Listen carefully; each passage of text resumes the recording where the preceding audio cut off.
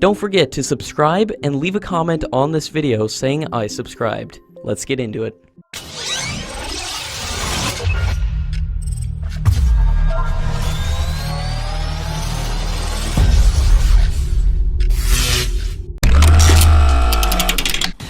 According to reports, the Defense Research and Development Organization has made a presentation for the Akash system to the visiting Defense Minister of United Arab Emirates, and it has expressed interest on procuring the system, along with Tejas light combat aircraft and other indigenous platforms.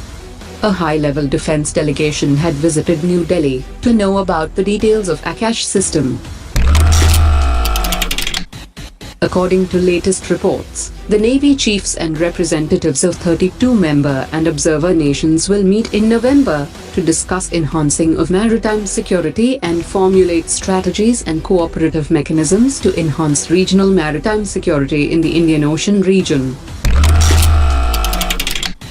India is ready to float a fresh tender to build 12 minesweepers in collaboration with a foreign shipyard under a 32,640 crore rupees program, which will be one of the costliest projects under the Make in India initiative. Goa Shipyard Limited will build the vessels in India, and Gangnam Corporation of South Korea and Italian shipbuilder Intermarine are expected to compete for the lucrative project, and both shipyards have responded to the Indian request for expression of interest for the project. A recent Ministry of Defense review has found that the fighter jets produced by Hindustan Aeronautics under foreign licenses are costlier than the same aircraft made by the original equipment manufacturer.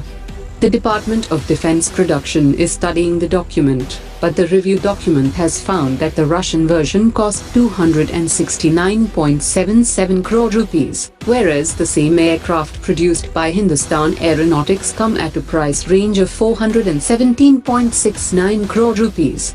The audit also found a huge cost difference between the British-made Hawk trainer aircraft and the ones made by Hindustan Aeronautics.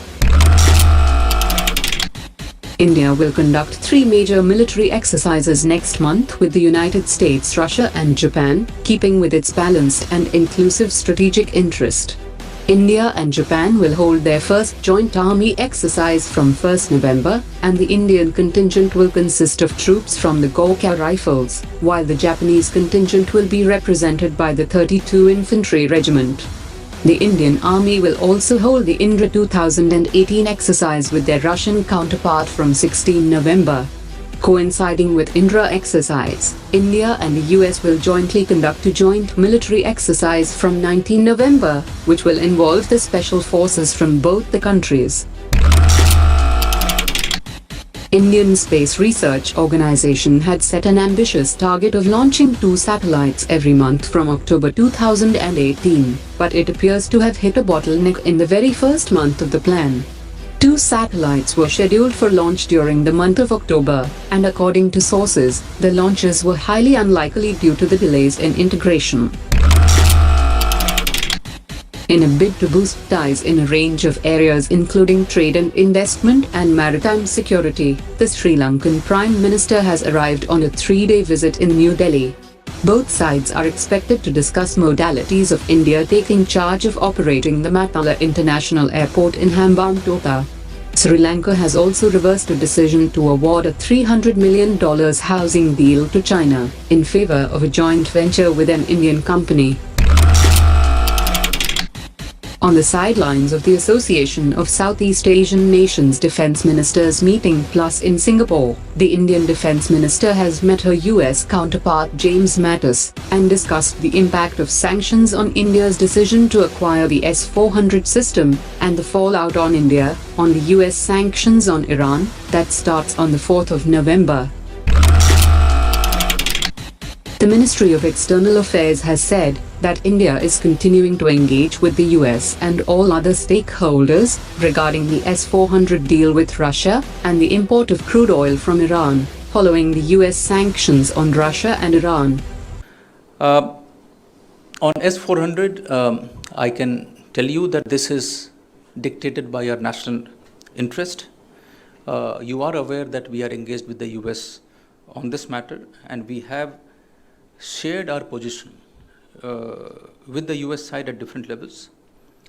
These discussions have contributed to a better understanding by the US on our objectives, our concerns, as well as our sensitivities and expectations. The idea is to remain engaged with the US side as far as this issue is concerned.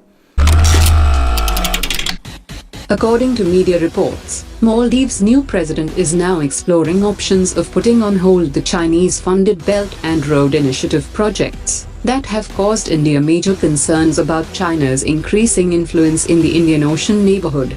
He might follow the example of the Malaysian Prime Minister, who has put on hold the Belt and Road Initiative projects in his country after returning to power this year.